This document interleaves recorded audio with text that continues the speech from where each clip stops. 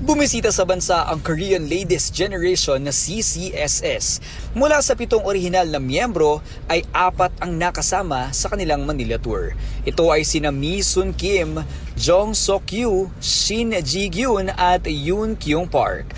Nabanggit ng mga Korean kung bakit gusto nila sa Pilipinas ay dahil sa pagmamahal ng mga Pinoy sa musika, ramdam daw nila ang magiliw na pagtanggap ng mga Pinoy.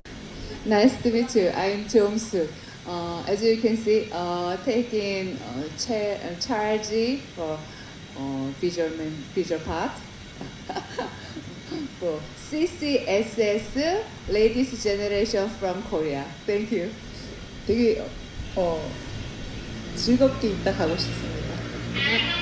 Nandito kami para maging masaya and umaasa kami na magiging masaya kami ang performance namin dito.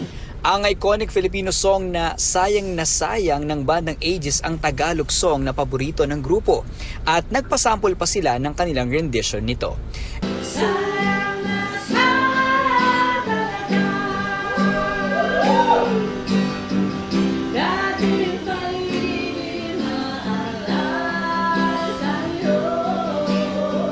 Ibinahagi din ng CCSS ang kanilang original Korean single na Wild Rose. Our name is the stars sings alone to the traveler from far away. Nitong Miyerkules ng gabi ay bumalik na sa South Korea ang nasabing grupo at nangako sila na muli silang magbabalik sa Pilipinas para ibahagi pa ang kanilang musika sa mga Pilipino.